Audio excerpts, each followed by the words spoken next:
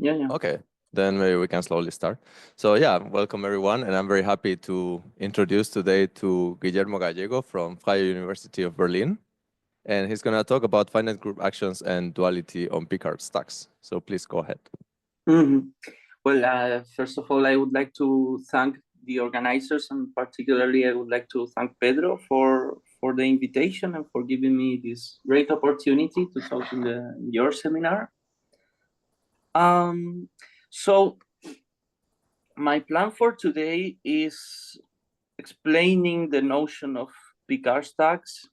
I don't know if many of you are familiar with this notion, but my point is to introduce it.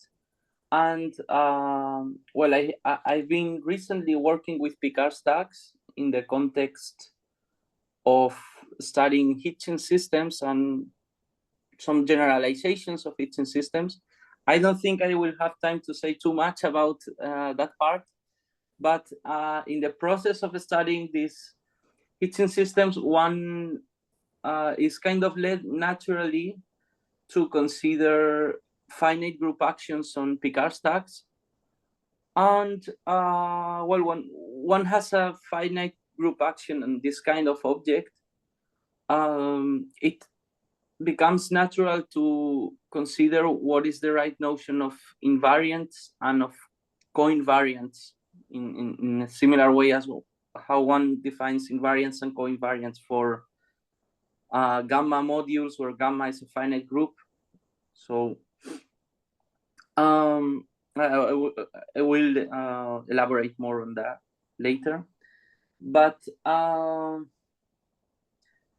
yeah, I will explain that. But I will start just by reviewing a bit of the basics of Picard stacks.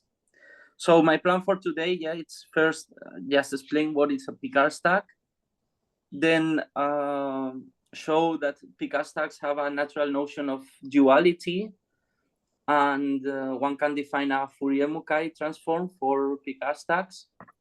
Then explain what I mean by these finite group actions. And then, time permitting, I will also talk about how this is applied to study Picard stacks along ramified coverings of curves, which is sort of the natural context where they appear when one studies Hitchin systems. And then maybe I can say a little bit about this story with Hitchin system.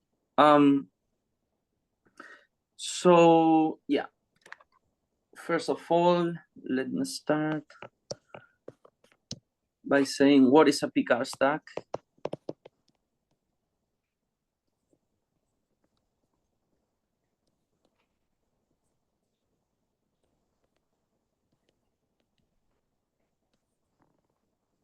Well, before introducing Picard stacks, I should talk about Picard groupoids.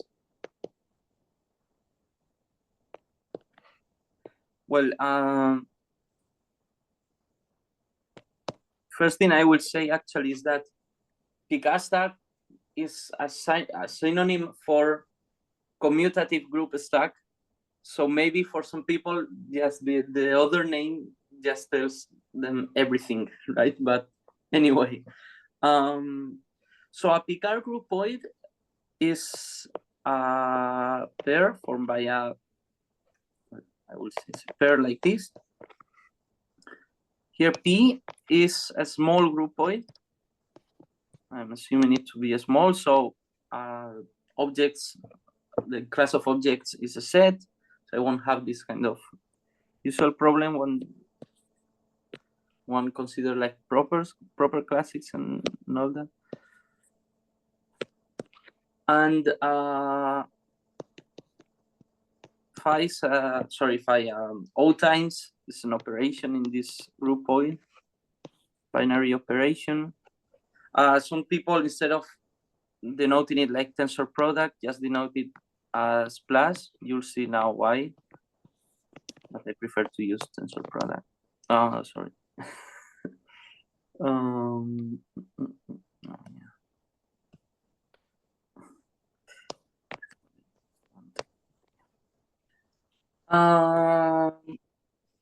So this operation has to be It has to be associative and strictly commutative.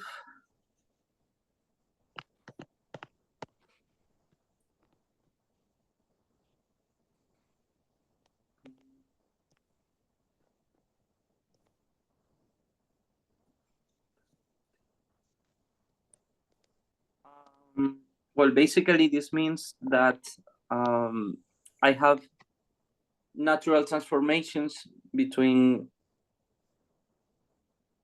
giving me like an associative property and a commutative property, right? So I have a natural transformation between x times y times z and x times y times z, and a natural transformation between x times y and y times x that satisfies some natural actions. So it has to satisfy a pentagon action, a hexagon action, and some kind of natural identities. Yeah, I won't write the actions because I don't think it would be relevant for the talk. And then what I also need is that for every object of my groupoid, the operation given by tensorization is an equivalence.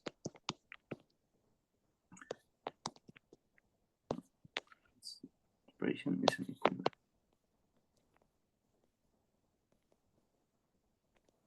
So I think it's better to just see some examples. So can I ask a question about this definition? Yeah. So in this definition, does it mean that P is a symmetric monoidal category or not exactly the same? Yeah, I think so. Yeah. I think that's correct. Yeah. Okay. It's without two, and then you assume two on top of that, I guess. Right? Yeah, it's a symmetric monoidal groupoid. Okay, thanks. Yeah. So yeah, there's some. I will start by giving a very silly example and then a not so silly example. I will just fix G to be an abelian group.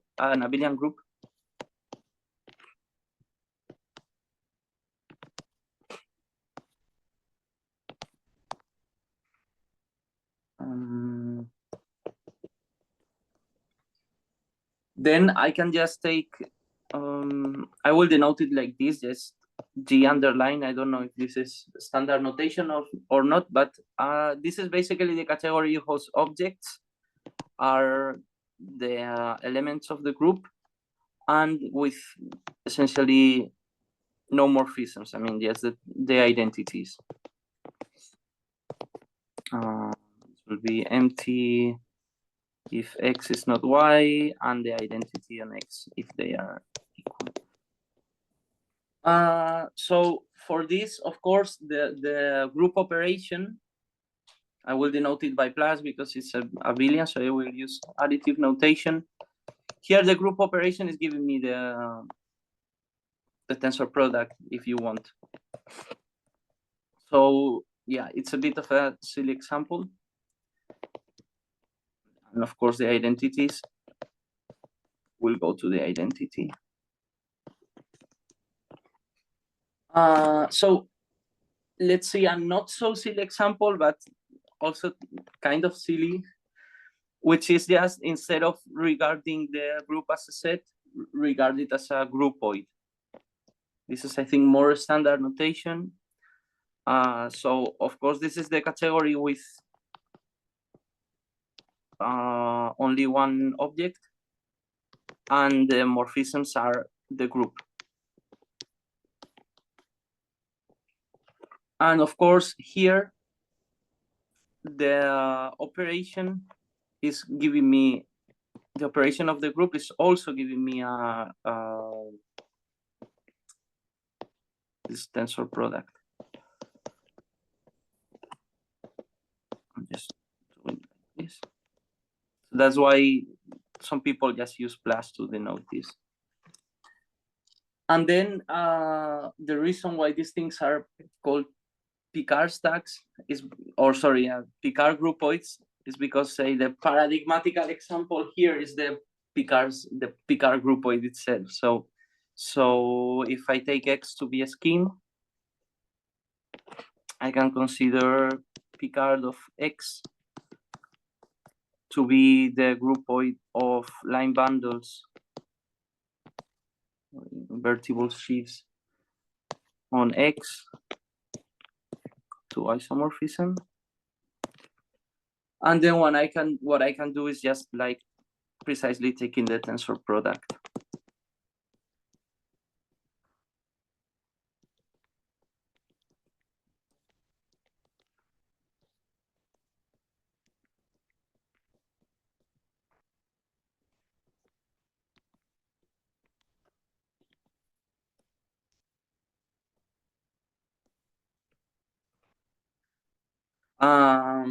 More generally, if I have G as above, just an abelian group, I could also consider P to be G torsors. So the groupoid of G torsors on X. So the case of the Picard groupoid would be G equals the multiplicative group.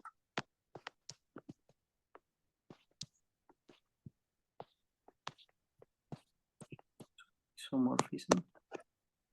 And here, of course, I have as well a tensor product, and good notion of tensor product because G is abelian,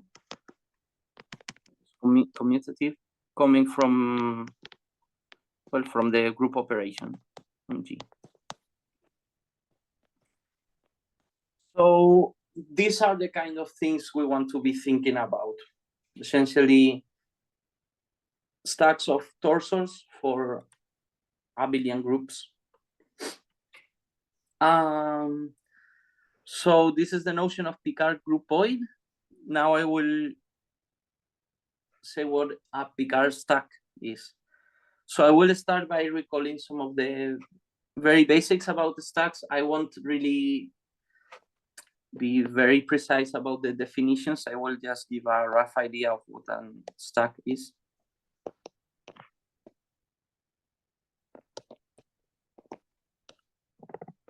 Because also the point, well, you'll see is that we don't really need to think about Picard stacks as stacks. There's another more convenient way to think about them. So well, when one wants to study stacks, the first ingredient is sorry. Yeah. Can I ask another question about the previous? Yes. So for the Picard groupoid, it's a group, right? And for the torsors, is it a group? Sorry, you were saying? Yeah.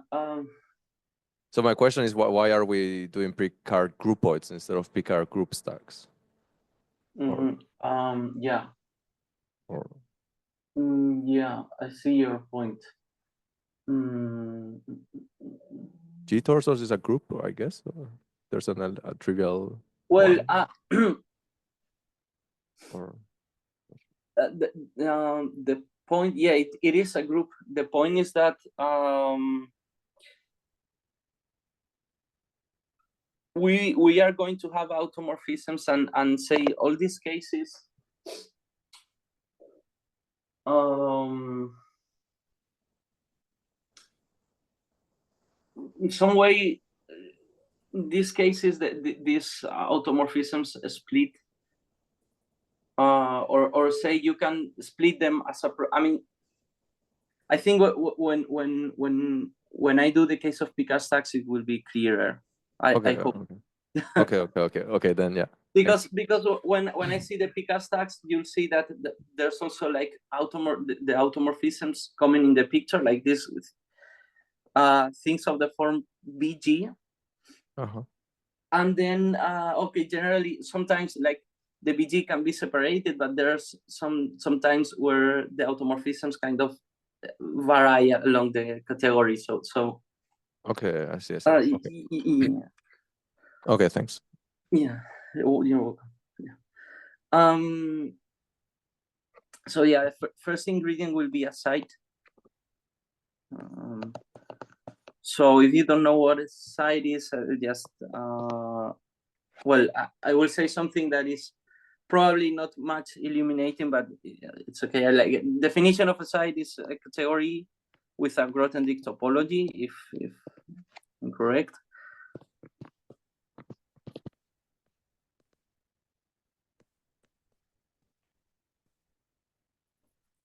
That's how I understand it. But typically, actually, for me, I mean, typically, this context, S is just the FPQC site over a Noetherian scheme, and really, for me and for this talk, we can assume that S is just the spectrum of an algebraically closed field. I'm not assuming a priori anything on the characteristic, but yeah, I'm saying that case algebraically closed. One can work in a more general context, but for me today it will be like this. So the idea of stack, or how you're supposed to think of it, is just as a sheaf of groupoids, whatever this means. To be a bit more precise, one can think about this as some assignation from the site to groupoids. It has to be a pre-sheaf,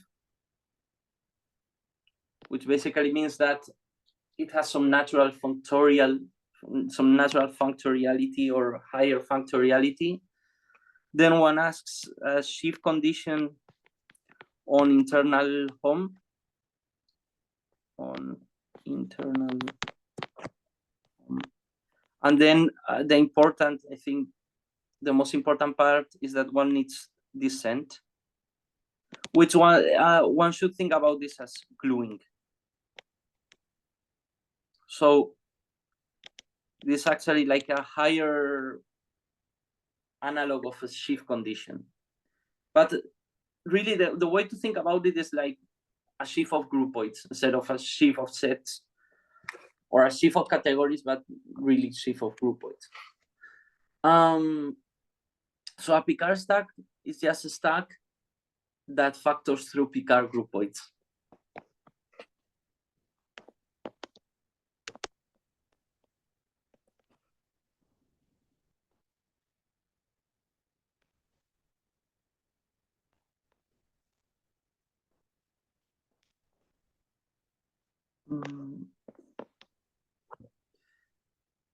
So it's basically a sheaf of Picard groupoids, and if sometimes in the literature people just talk about a sheaf of Picard groupoids, I'll just give examples that I think are going to make everything much clearer.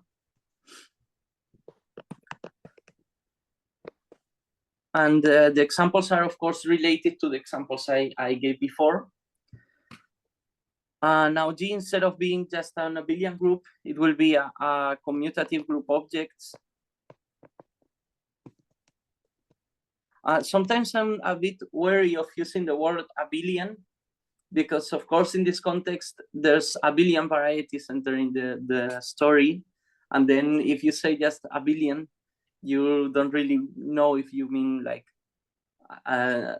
an abelian scheme or abelian variety or just an abelian group. So that's why people just say sometimes commutative group. As a commutative group object on S, or just in the context we are really just a group scheme over S. And actually, for me, S is the spectrum of a field, so it's just a group scheme over the field, right? So in this case, if I just regard the group scheme as a stack,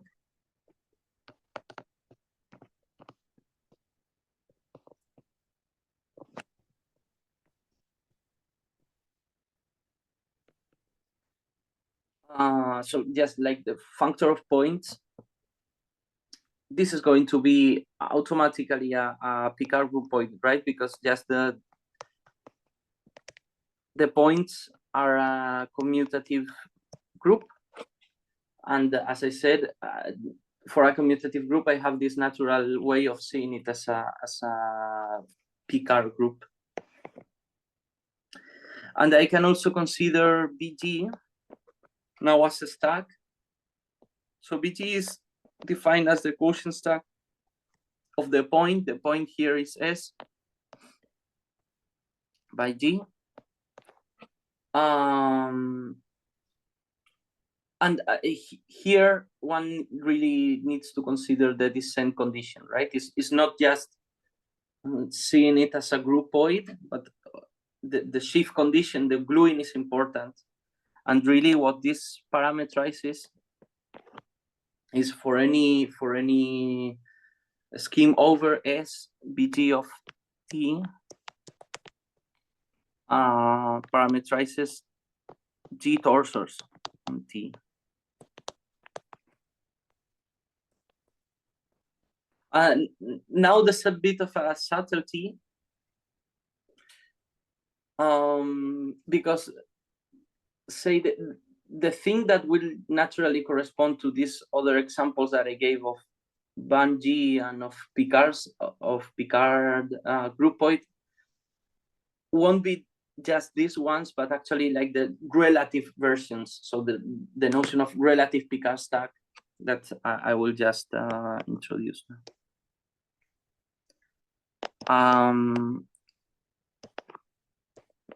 Yeah. Also, like the naming is a bit awkward because sometimes when I say Picard stack, I just mean a Picard stack, and other times I really mean the Picard stack. Right here, I mean the relative Picard stack. By this, I mean if I have X over S scheme. What I mean by pick X, or I mean I can write it like this. So this is the relative Picard stack. This is for every S scheme. This will parameterize flat families, flat T families. So flat families parameterized by T of line bundles over X up to isomorphism. Right. So this is a bit of the subtlety. And same for G bundles. We can also take like this relative stack of G torsors. Probably I should write it like this, but it's a bit cumbersome, so I'll just do it like this. In the relative case, don't you have to quotient by the ones coming from S or something like this, or maybe I'm remembering, like the relative Picard functor? Don't you quotient by the ones coming from the base? Or maybe that's I see. Yeah, but yeah, exactly. That's why I will get the. You will see now that what happens, right? Is that this will be just as a groupoid, the Picard groupoid of T times BG. Sorry, times BGM. Right? I will have these automorphisms that will appear there precisely because of what you said. Okay. You will see, like in the examples, it will be clear, I think. Okay, thanks. Yeah. So same for band GXT, I will have flat families of G torsors over X parameterized by T. So yeah, this is an important remark. The point is that if I denote the morphism from X to S by P, then the Picard XS, this is just like the direct image, really, of the multiplicative group, of B of the multiplicative group regarded over X, right? So just I can take the multiplicative group, pull back it to X. In principle, it's defined over S, right? Pull back it to X, and then take BGMX, and then take the direct image. The direct image of a stack, it's basically evaluating the, I mean, it's the same as the direct image of a sheaf, if you want. It's the analogous concept. We will see. We'll see another way of thinking about this that maybe it's more illuminating, I guess. Same for BandGX. This is just more generally, right? The just direct image of BG. And this is another remark I want to make that I think will answer a little bit of, I think it will answer your question, Pedro. Yeah, the point is that this relative Picard stacks is really this.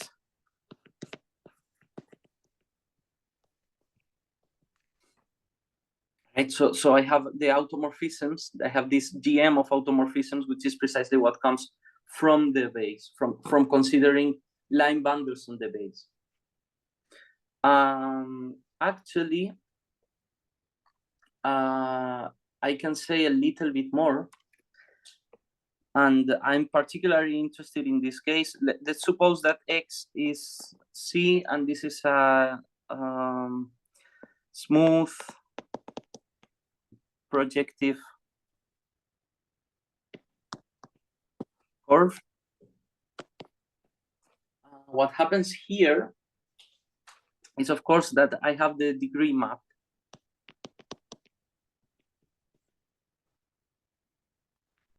To any line bundle, I can associate its degree. It's an integer. And I have the kernel. This kernel is the group of line bundles of degree 0. So it's the Jacobian of X. And well, the Jacobian, you all know that it's an abelian variety.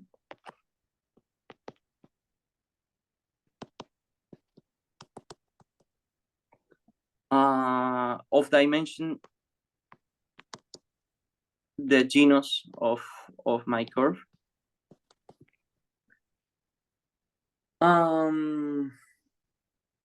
So I can write this stack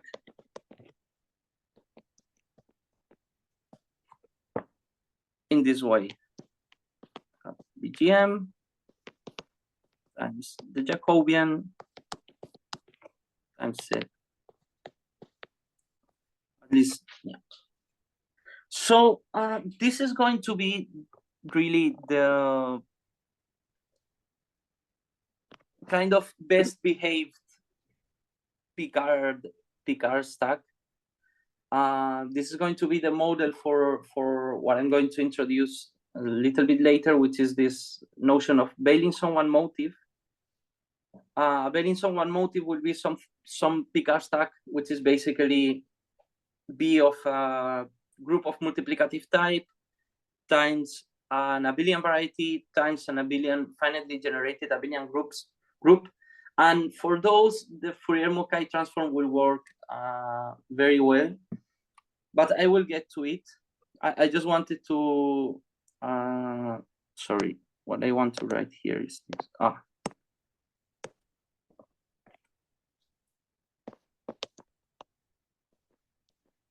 But you can have in mind this example, I think.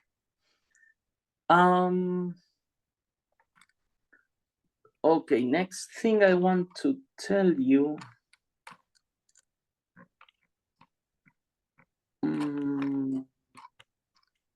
Yeah, I should talk about this. Yes. I will say a little bit about the Lignes point of view on Picard stacks.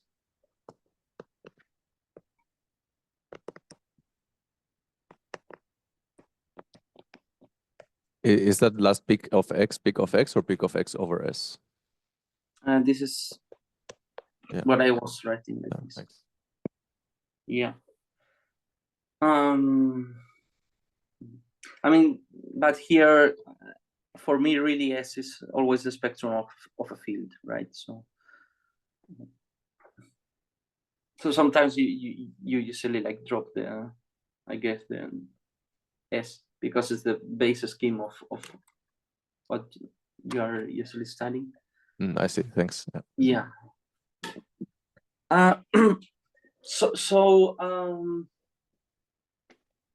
Well, Picard stacks were particularly very much studied by Deligne in this paper called the global formula of duality, the global formula of duality in French. And the interesting thing here is that he gives a different way of thinking about Picard stacks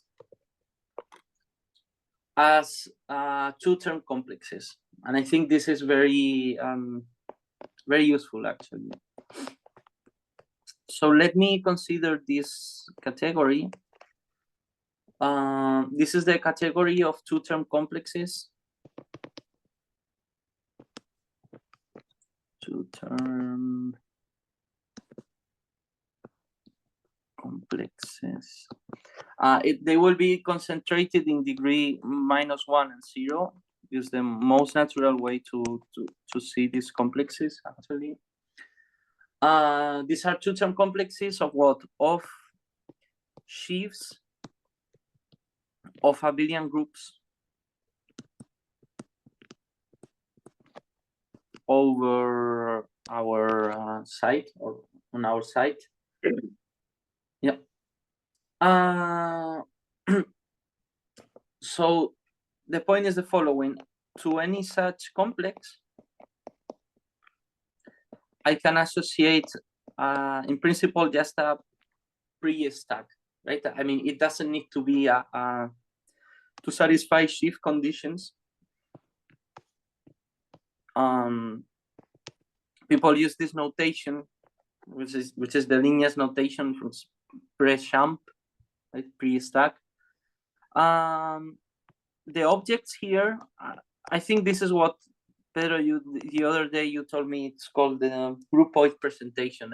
I guess the objects here are just K0, and the morphisms are given by the coboundaries of my complex.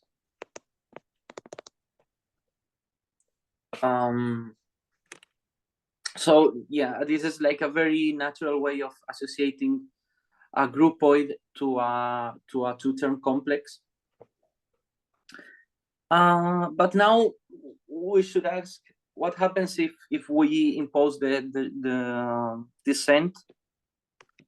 So if you impose descent, one thing you get is that the category of Picard stacks will be equivalent to the derived category of two-term complexes. By this I mean this is the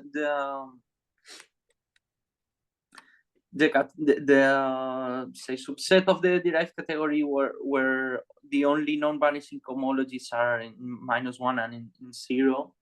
But actually it's more than this. It's not just like this is equivalent to the derived category, but actually the category of Picard stacks is naturally a two-category.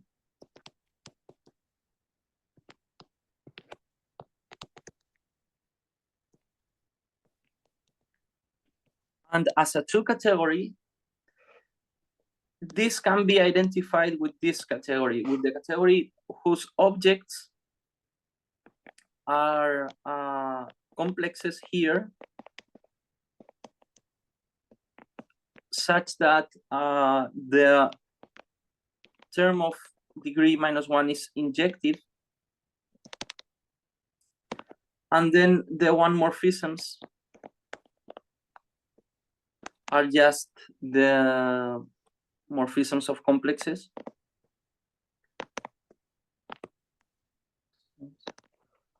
And the two morphisms are homotopes.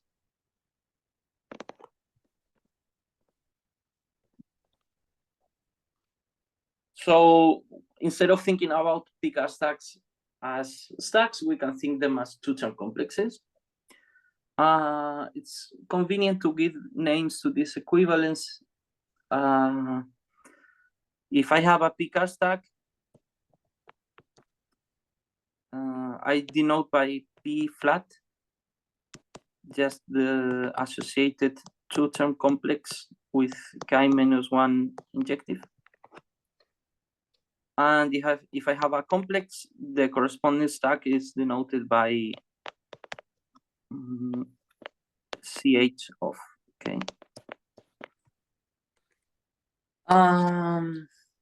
Yeah, a remark here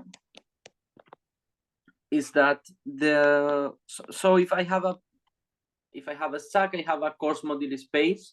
I have a space of equivalence classes. I will recover this by just taking the zeroth cohomology of the associated complex, while the automorphism group of the identity or of the neutral element will be recovered by taking the -1 degree cohomology, and this will be very, very convenient.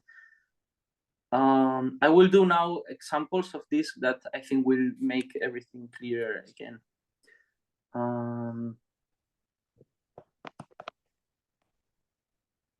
So let us go back to that example of G over S group scheme.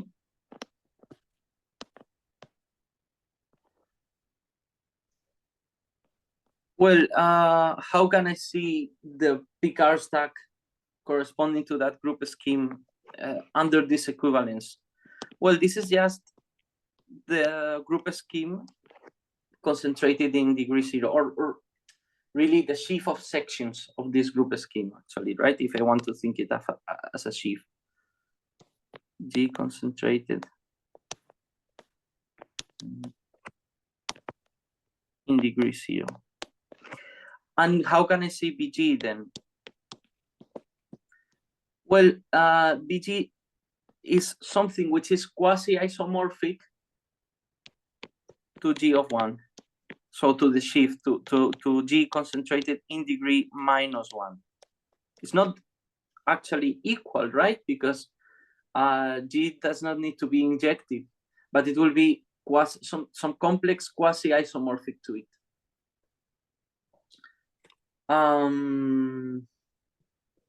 I don't know if this kind of makes everything a bit more,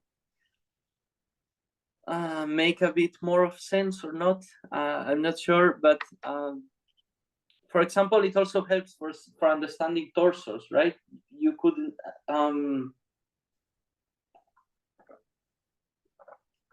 could really see that torsors will be related under this equivalence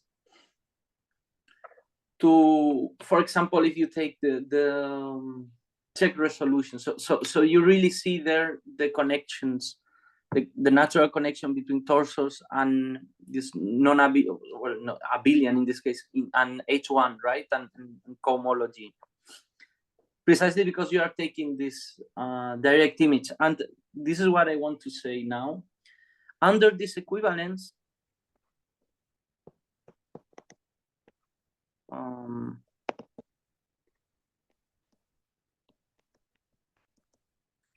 this direct image I was talking about,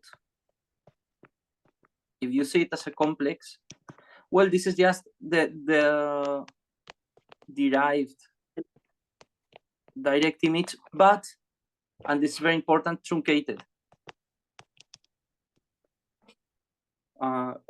Do you want to say something? No, sorry. Okay. Well, I didn't say this before, but in Picard stacks, I can also consider, I should probably have said this before, I can also consider the internal home, and this will also be a Picard stack.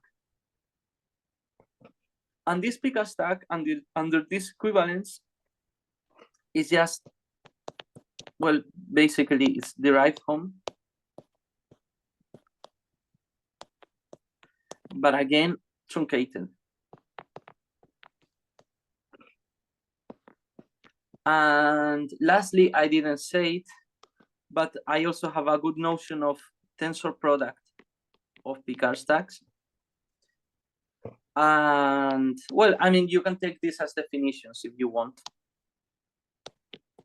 This will be the truncation now to degrees greater than -1 of the derived tensor product.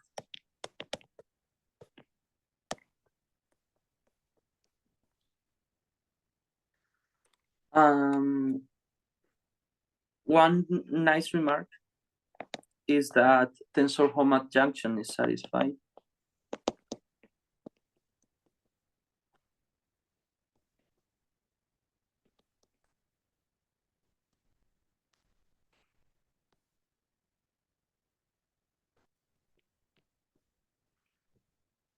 And another remark I want to make is that this also provides a natural notion of what is a short exact sequence of Picard stacks.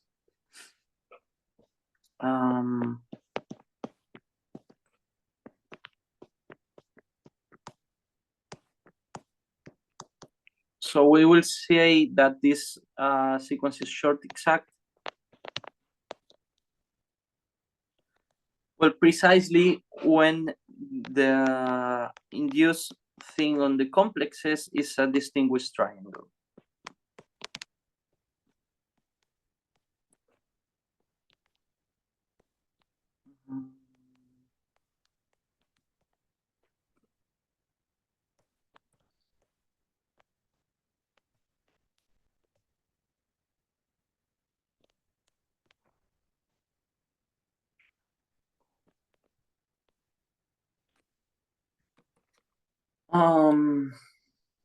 So the last thing I want to say about, say, the basics of Picard stacks is it's also part of Delignè's work, and it's his universal coefficient formula.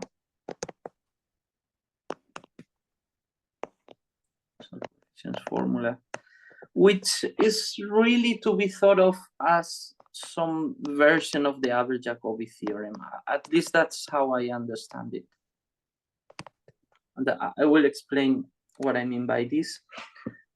In this case, it is important that we do fix that S is the spectrum of a field. I'm also assuming that it is algebraically closed, but I don't think the linear assumes that.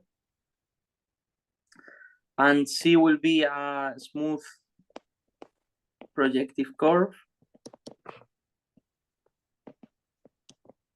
Okay. And well, yeah. G will be group scheme commutative. I think I have to ask smooth. I don't have it written down right now. Group scheme over K. I will want to give a name to the map, to the structure map from C to spec of K. As before, I'm calling it P. So what the linear shows is that if you want to, well, if you take the homomorphisms from the Picard into BG, you just get the G torsors.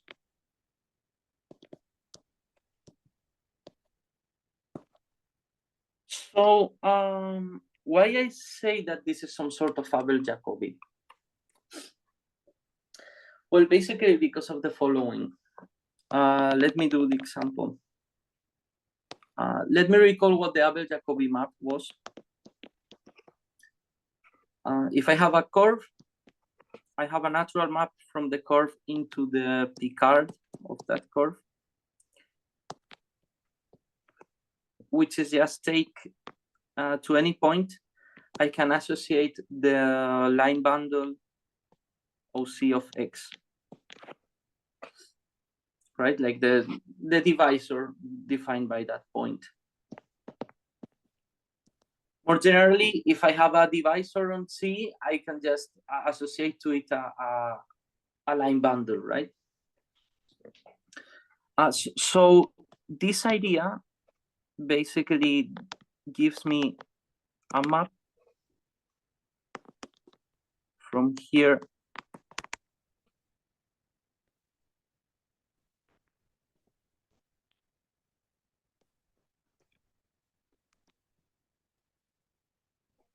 an isomorphism actually from here to here. And more generally, I think it's also important to think about the case of an algebraic torus. I take G to be T. This will be an T will be an algebraic torus. Torus over K. Well, since K, I'm assuming that it's algebraically closed, then this means just that T is isomorphic to some power of the multiplicative group over K.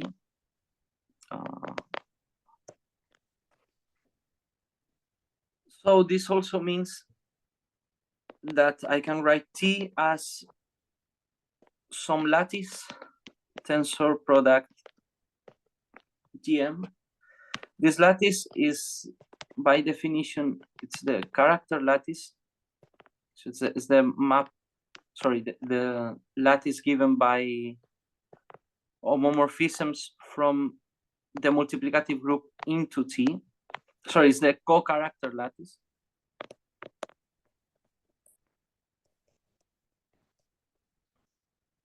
And the Abel-Jacobi map induces, in this case, the following. I can take in some senses, seeing T bundles as lambda valued divisors, right? I can take the Picard tensor, the lattice, and go to T torsors just by taking a line bundle, taking a co-character, and considering the associated T torsor. Sometimes people denote it like this. What this is just, okay, a line bundle is just a GM principal bundle. So, and the co-character gives me an action of GM on the torus, so I can take the associated T bundle, right? So I think this is the idea behind the Linea's universal coefficient formula. And you are going to see the power of this in the next section. Well, maybe I've taken, I don't know if I've taken too much time talking about the basics, but now I think we are getting to the beautiful part of the story, which is the duality. So I will move on to section 2. Oh yeah, there's any questions? So, yeah. Could you explain to us? I know nothing about this. Could you explain to us why the Lie need to take a truncation in the definition? Oh yeah.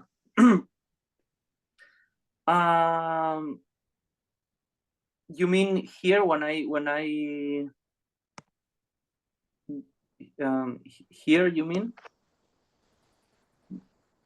Or that's where he means, yeah. Yeah, okay.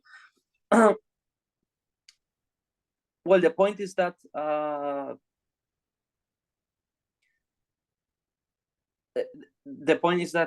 I want a complex concentrated in degree -0 and 1.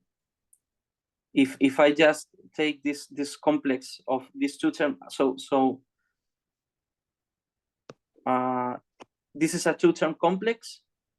If I apply the derived functor, this might not be a two-term complex. This will be a very non-complex, maybe.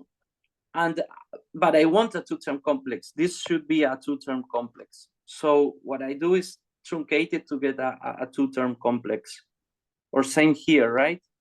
Here the thing is that my complex goes to the left, right? Because I'm taking left the right functor, and here my complex will generally go to the right. So I really need to truncate in some way, because if not, I'm going out of my category, right?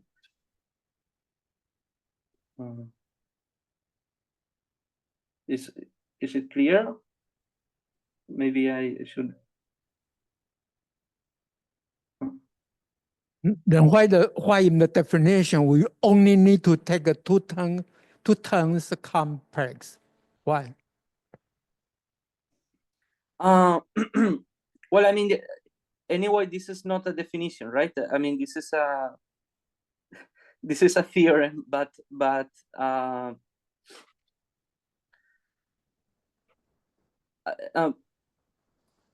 the two-term complex, I mean, I'm thinking about a groupoid. So taking a two-term complex is giving me the groupoid, right? It's giving me the objects, and then the maps from here to here is giving me the coboundaries. And then if I want to impose descent, it turns out that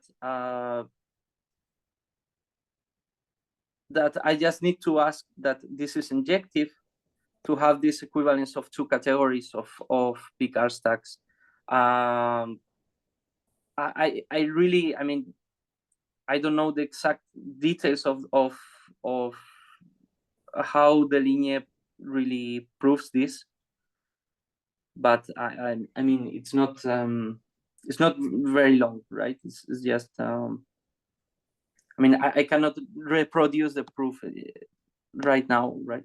But the point is that this is not a definition, right? I mean, I have the notion of Picard stacks, and then it turns out that I can see a Picard stack as a two-term complex concentrated in degrees -1 and 0, such that the negative degree, sorry, the k-1 term is injective. And I think basically this comes from the descent, right? I mean, if I impose descent, then I get that the k-1 has to be injective. Is that okay? Or? Okay.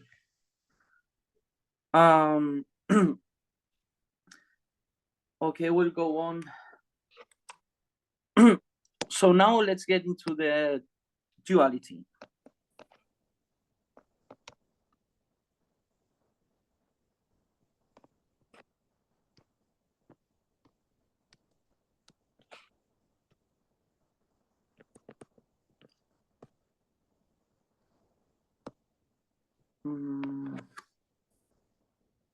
So if I have a Picard stack P, I have a natural notion of a dual Picard stack. I will denote it like this. This is just the stack, the Picard stack of homomorphisms from P into BGM. And this is called the dual Picard stack.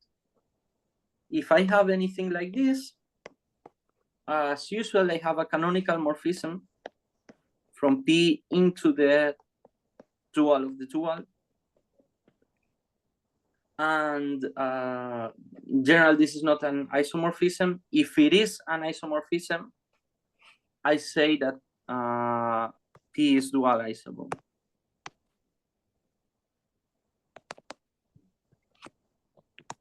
If it is.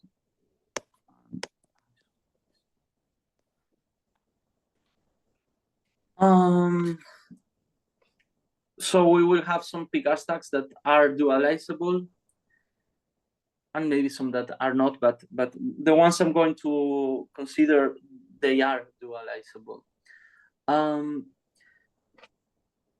In examples, we see that this duality generalizes generalizes several types of duality. For example, it generalizes the duality of abelian varieties.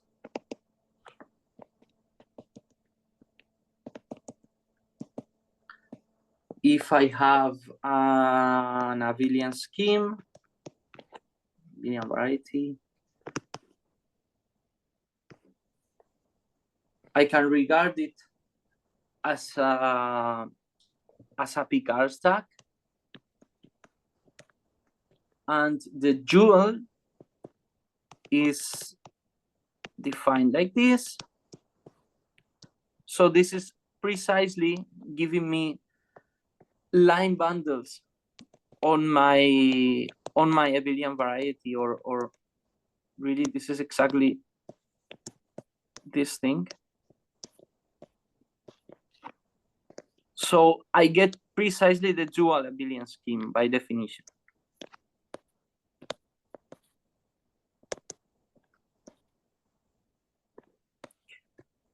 But not only that, it also generalizes Cartier duality.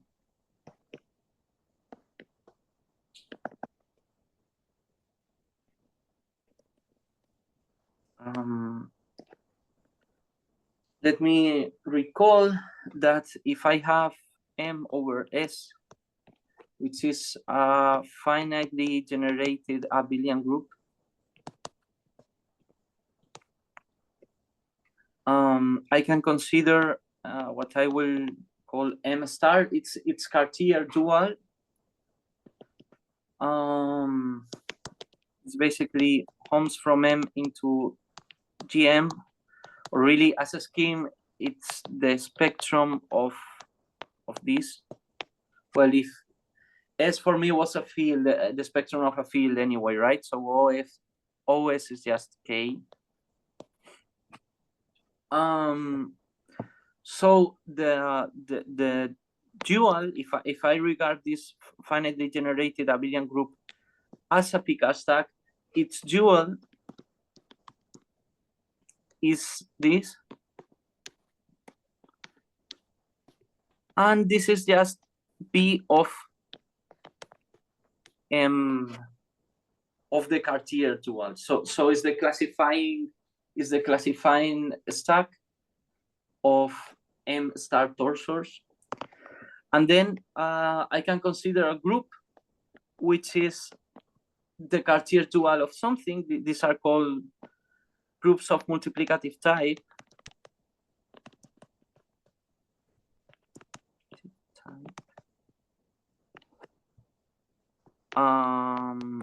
This is the Cartier dual.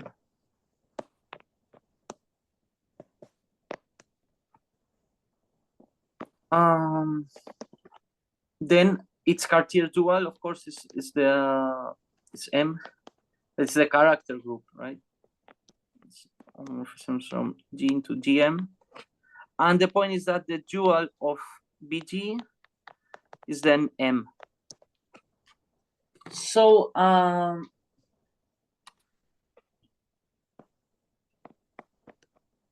the Linus universal coefficient formula, what it's telling me in particular is that if I take the Picard, its dual will be itself. So in some sense, that's what I said. It's some analog of Abel-Jacobi, because it implicit in here is the self-duality of the Jacobian, of a curve, right? Of a curve. Because, of course, as I said, Picard of C over K was BGM times the Jacobian times Z. If I take its dual, the dual of BGM will be Z, because Z is the character group of GM. Then I will get the dual of the Jacobian, but the dual of the Jacobian is itself, because I'm on a curve. And then I will get the dual of Z, but this is BGM. More generally,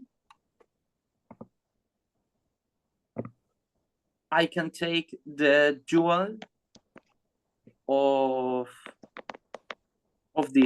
taking the Picard and taking tensor with some M. This would be homomorphisms from here into here, and now I can apply tensor homoadjunction.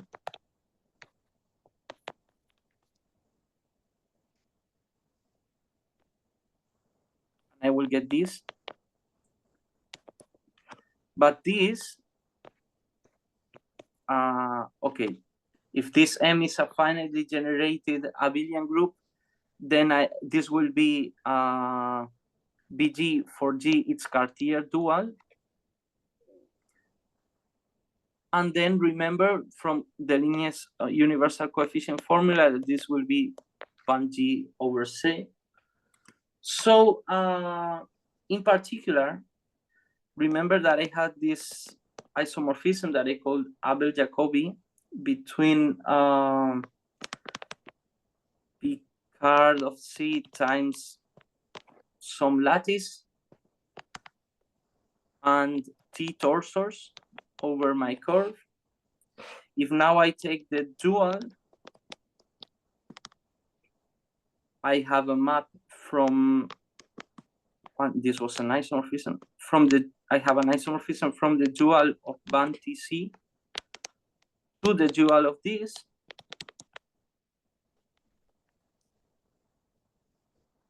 But this is just band T check C, where T check is by definition the Cartier dual of the character, of the co-characters. But the Cartier dual of the co-characters is by definition the dual torus, the Langlands dual torus, if you want. It's the dual torus. Is the torus determined by the dual lattice? Oh, wait. Yeah, my tablet is a bit slow right now.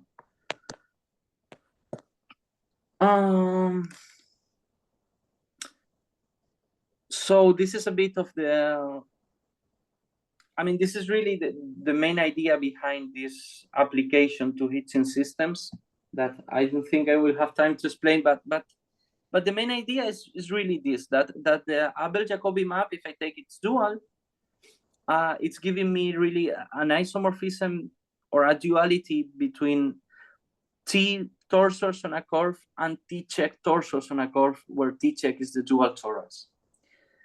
And it's interesting now to see the Fourier-Mukai transform.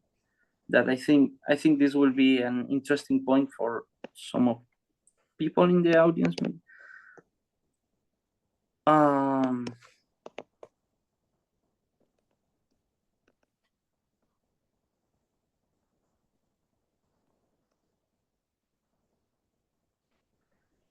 So let us assume now that P is dualizable. It's a dualizable Picard stack. When P is dualizable, then one can find a universal line bundle. One can find a Poincaré line bundle over the P times its dual. And then one can define a Fourier-Mukai transform. One can take the derived category of quasi-coherent sheaves. Oops.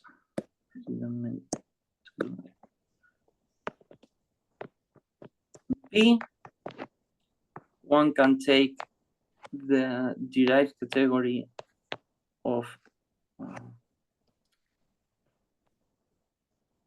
quasi-coherent sheaves on the dual of P.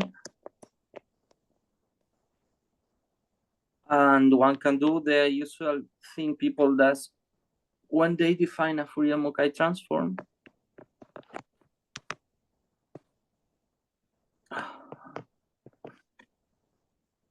We take the projection to the dual, derives direct image, derived inverse image of F, tensor with the universal line bundle. And this is by definition the Fourier-Mukai transform. And well, Arinkin introduced the notion of a good Picard stack. It's good in the sense of Arinkin.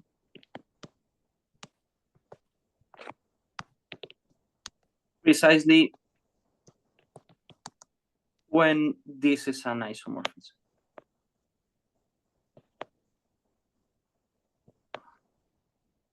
So that's the definition of being good.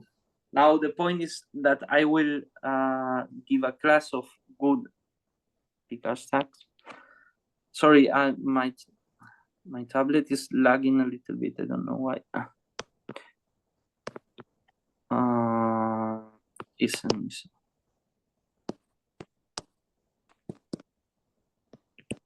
If. So an example is for, well, I will explain this later, but an example of this is that by what I just explained before, the Fourier-Mukai transform gives me an equivalence of categories between band T and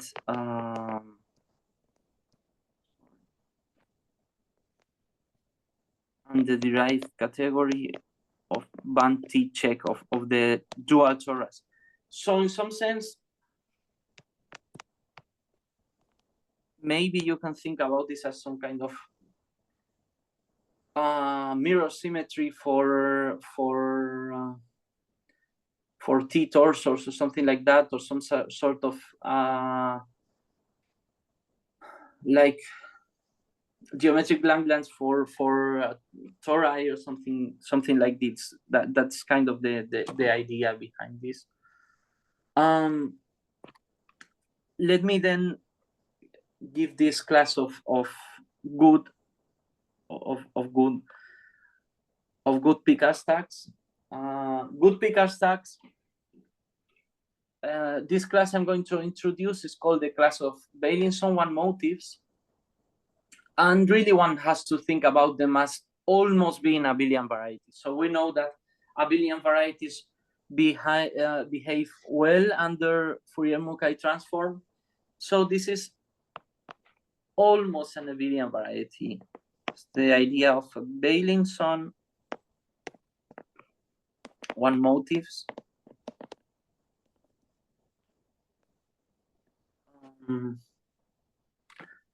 So what's a Beilinson-1 motive? We say that a Picard stack is a Beilinson-1 motive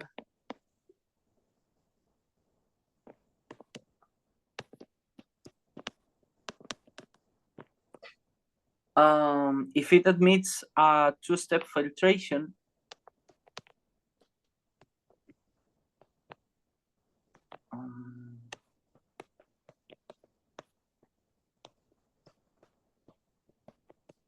such that the graded object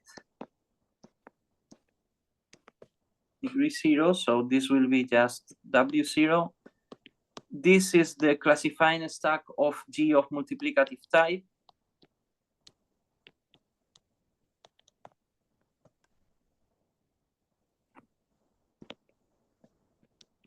At degree 1,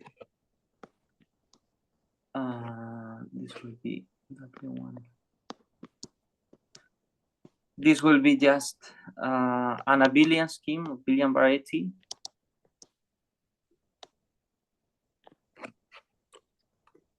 And then at degree 2, I will get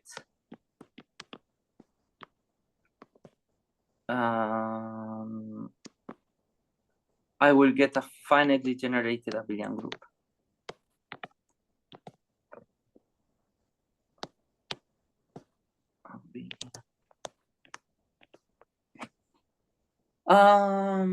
Well, why do I say that these are essentially abelian varieties? Because what one can show locally, by locally I mean FPQC locally, remember that we are in the FPQC topology, is that the Picard stack, a Picard stack that is a Beilinson-1 motif local is just BG times A times M. So then its dual will be just BM star times the dual abelian variety times the character group of G. For example, of course, the Picard is Picard of a curve is a Beilinson-1 motif because it is BGM times the Jacobian times Z. Also the T torsors, because this is just BT times the Jacobian tensor, the character lattice times the character lattice, co-character lattice, sorry. It's dual. I mean, it's another way of seeing this thing I was saying before. It's just the dual of the Cartier dual of the co-characters. Remember, is just the dual torus. Sorry, this is what I mean. The dual of this will be the Jacobian O times with the character lattice, and then I will get the character lattice. The character lattice is, of course, the dual lattice of the co-character lattice. So, well, the point is that why are Beilinson-1 motifs good? It should be more or less clear, but I think it's nice to actually write it.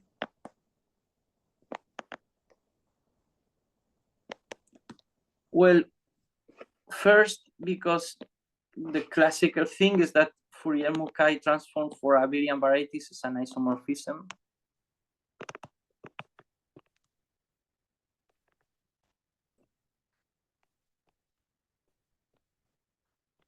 This is the classical result. I guess this dates back to Mukai.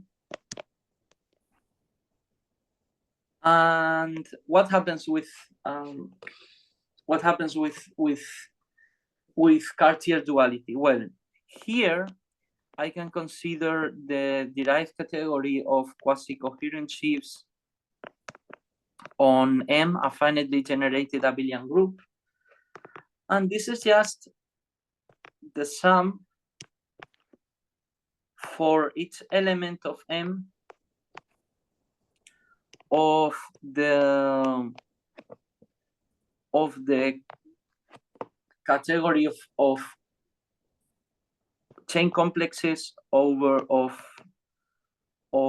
K vector spaces, while the derived category of quasi-coherent sheaves on BG.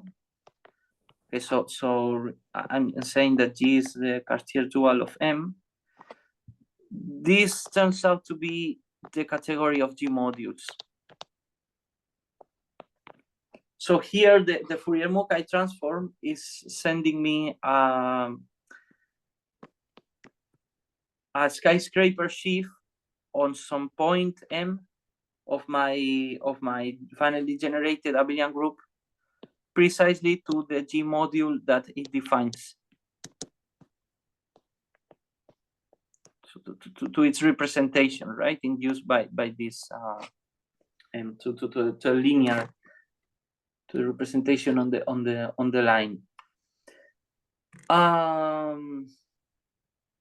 So yeah, basically in Beilinson-1 motifs, the Fourier-Mukai transform is something easy to understand and gives an isomorphism. So this Sorry, basically, here, yeah. here the K is the homotopy category, or so you mean it's just the homotopy category instead of the? So probably, I think so. Okay, okay. I'm not completely sure. So also the derived so it's the same as the derived category of vector fields over K, I think. Probably, yeah. Okay. And Yeah. and a question about this. So before we had the tensor product of Picard stacks, is it the same thing as the Cartesian product of schemes when it's I mean the fiber product over S when the Picard stacks are?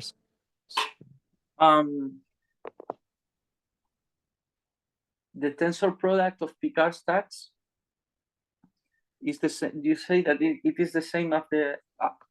You mean if this Cartesian product I'm writing here? See, yeah, if it's no. it's different. No. Okay, Yeah, okay. I see. Okay, thanks. Yeah. Correct. Yeah. So of course now we have a good example of good. Do we have other examples, or do we have any classification theorem or good P? I don't know of an example of a non-good or of a non-dualizable Picard stacks, but I'm sure there are.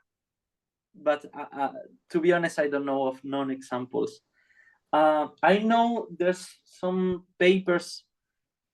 There's a paper called Fourier-Mukai duality on Picard stacks, where they study some examples more general than Beilinson-1 motifs, where which are good, I think.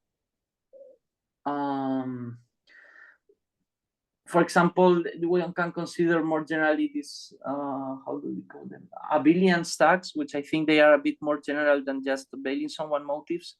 And I think for those, I think those should be good as well. But yeah, I mean, I think there's a lot of things here that are unexplored, really. So there's not, as far as I know, I don't think there's like a classification or just a characterization of all good Picard stacks or even of dualizable Picard stacks. No. So of course we are talking. Of course, we are talking about algebraic geometry. So in some sense, good sense of group is a very variety. But in the sense of the general nonsense, the general nonsense of Fourier transform, once you have a group, is non-compact or non-algebraic or non-algebraic. And Fourier transform, in some sense, is really isomorphism.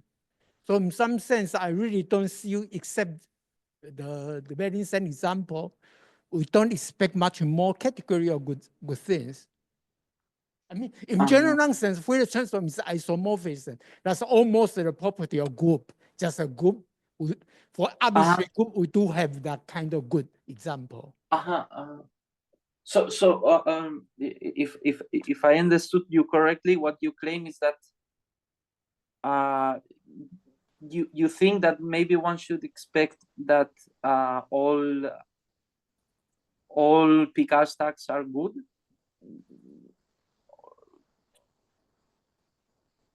Maybe, or I will. Okay, now we are talking about algebraic geometry, so I know nothing about. For example, besides Beilinson example, I know nothing about any good things. But in the sense of Fourier transform, so in some sense outside algebraic geometry, that's the nature.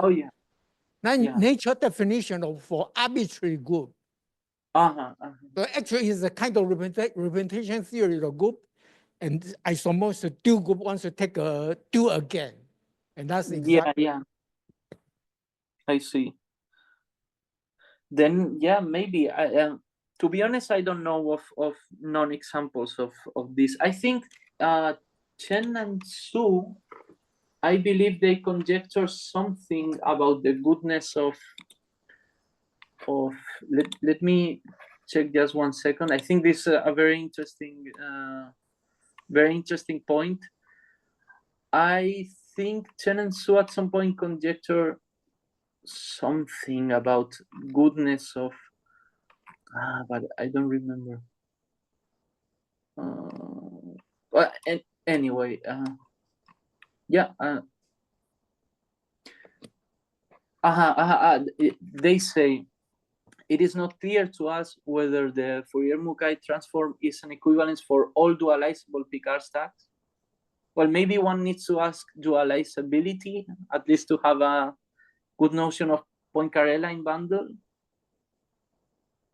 But maybe, yeah, I mean, it is not clear. They say it's not clear. So maybe if it is dualizable, maybe then it is good, right? But at least I don't know. I don't know. I don't know either of examples of non-dualizable Picard stacks, but I guess that those may exist, I guess. So maybe in the last few minutes, I can say a little bit about these finite group actions. Well, I think I won't have time to enter in the part more related to ramified cover and Hitchin systems, but I can tell you a little bit of what I was thinking about recently. So I will say something about finite group actions.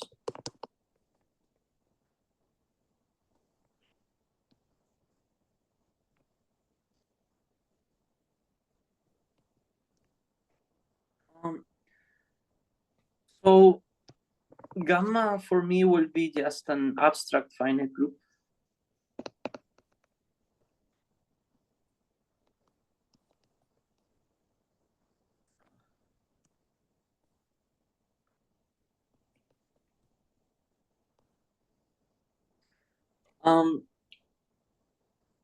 I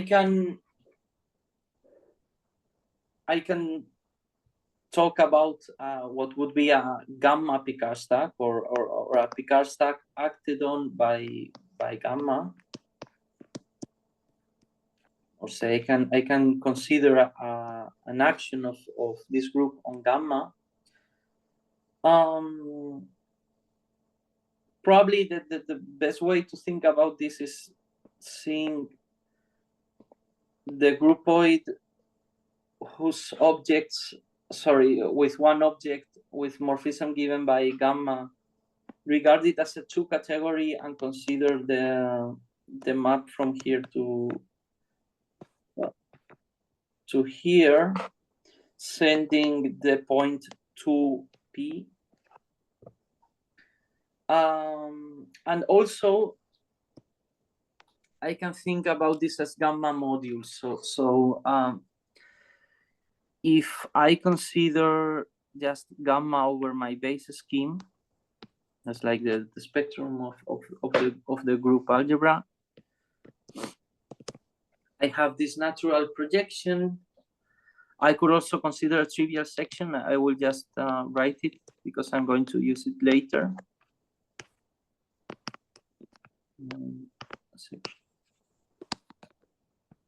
And as usual, I could think just by push forward. And since gamma is finite, I could think as Picard stacks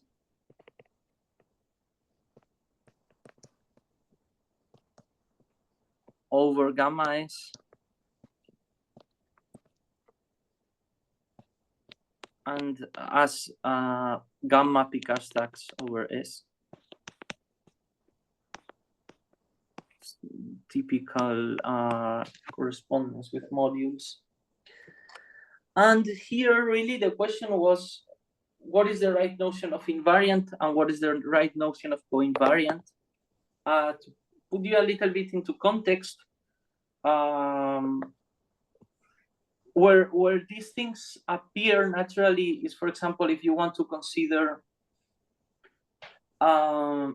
consider stacks of equivariant torsors. For example, say that you have a ramified cover of curves, and you have and you want to consider T torsors for T algebraic torus on the cover, that are equivariant under the action of some finite group. Usually, for example, one considers chimeral covers, which are locally modeled under the taking quotient by the Weil group of a reductive group. This is the context where they appear when one studies Hitchin systems. And there, the people who study Hitchin systems have, in some sense, a good notion of what the invariants should be. So the invariants of the Picard stacks should parameterize, or really the invariant Picard stack should parameterize equivariant objects. So it should be related to homotopy invariant in some sense. This notion of higher categorical notion of homotopy invariant. So I was thinking, what would be the right notion of co-invariant in this context? And of course, the first guess would be to think maybe about the homotopy quotient. But as it turns out, it's not really the right notion to think about the homotopy quotient, because, for example, if you have an abelian group, then the homotopy, and you take B of G, BG, the classifying stack for that abelian group, then when you take the homotopy quotient, in general, that will give you B of the, so the homotopy quotient would be like Grothendieck construction. This should give you the semi-direct product with the acting group. And that's not really what you want in this context. So really, in this context, the right notion, what I believe is the right notion of invariant and co-invariant, and I think things work when one considers this notion, is really the notion of truncated group homology and group cohomology, which is very natural in this context. So for me, what I think the invariant should be, for example, is, well, as Picard stacks would be homs of Picard stacks over gamma S of, take the direct image of the associated product under this trivial section. Remember that U is the trivial section of the additive group, sorry, to P. Under this the Linus equivalence, this amounts really to taking the truncation of the derived hom of this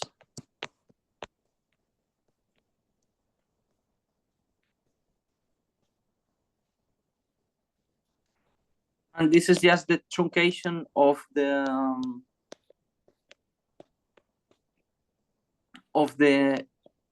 group hypercohomology. This is basically by definition. This term here, by definition of group, it's basically a definition of group cohomology. And the co-invariant here would be this.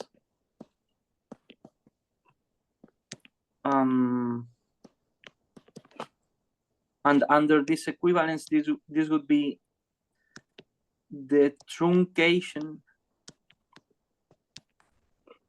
of what is giving you the group hyperhomology.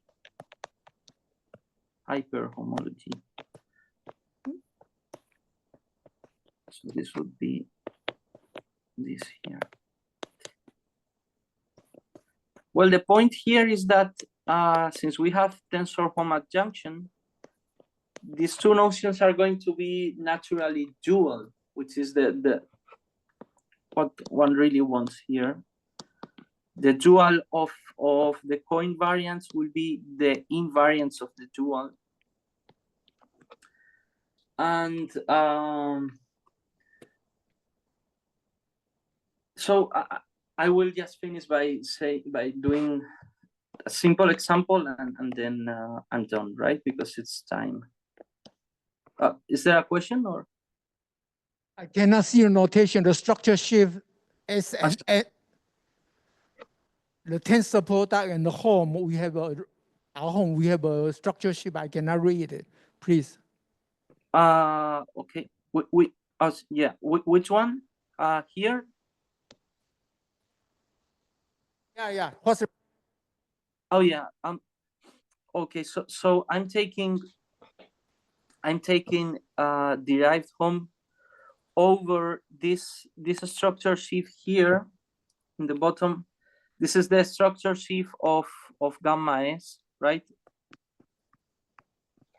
I mean, yeah, I think that S is a field, right? And then I'm taking the derived home over the group ring, and gamma overcase is the spectrum of this group ring.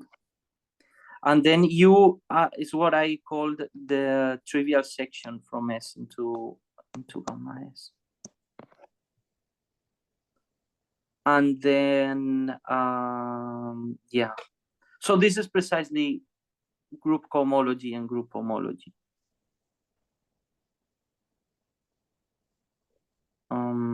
So what I'm doing is always seeing it as a gamma module, as a trivial gamma module. That's the point, right? And that's how you define group. Really, that's maybe I should have recalled how one defines like invariants and coinvariants in group theory, right? In group theory, invariants are fixed points, but they are also, you can see them as homomorphisms from Z regarded as a trivial gamma module to your module or to your gamma module, while coinvariants are the tensor product of Z regarded as a trivial gamma module with your gamma module, right? So this is the Schiff version of this, really. So just to finish, if I take the stack determined by a commutative group scheme, an abelian group scheme, and I take its invariants,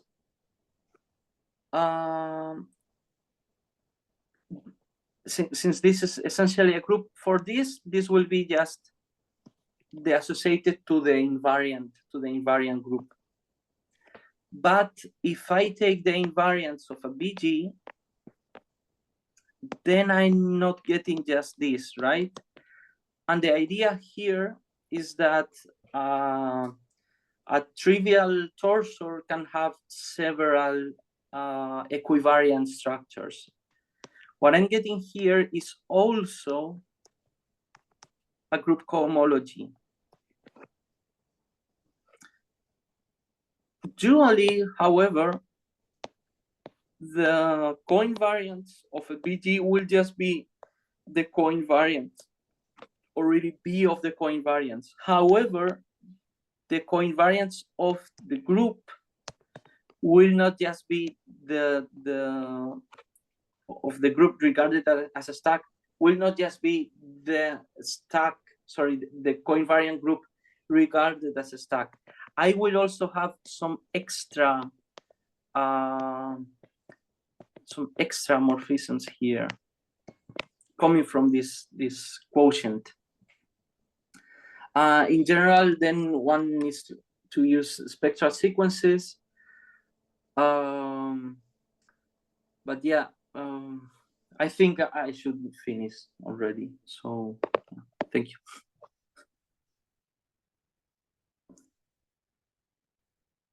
Thanks. Okay, thank you very much. Thanks. So Yeah. are there any questions from the audience?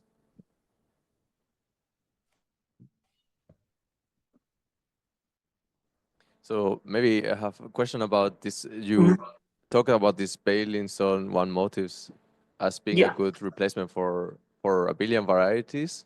So Mhm. can you talk about the Albanese of a stack, Albanese valence on one motif of a stack? Like instead of Albanese variety, for a variety, you do something like that for a stack, and then you get a one thing like this, or do you know if people do this, or? Well, can you remind me exactly what you meant by Albanese? Albanese, so it's if you have some variety, then it's like a universal abelian variety that you map to. Like it's a morphism from your variety to an abelian variety, and every other morphism from your variety to an abelian variety factors through this morphism somehow. And But for it is not, stacks, yeah. the Albanese is not something like the dual abelian variety of the Jacobian or something like Yeah, that? yeah, or- for curves, that's what it is. Yeah, yeah, yeah. For the, yeah, in the case no, of, I mean for curves, the Jacobian and its dual, they are isomorphic, right? yeah, yeah. So in But, general, you can do something similar for any variety. but And then, yeah. in general, for a general scheme, the Jacobian and it's not it's not self-dual, right? It's Right, well, right. yeah. But it's also yeah. I For see. if you take an abelian variety, for example, the Albanese is the variety itself. So it's not, Okay. yeah. Yeah, I don't know. Okay. I don't know. Sorry. Okay, yeah, because I was thinking about this, not so long ago actually, and when Mhm. you were talking about this, reminded me. Okay. Okay. Okay. Any other questions? Any questions or comments? No? Okay, then yeah, let's thank the speaker again. Thank you very much. Thank you.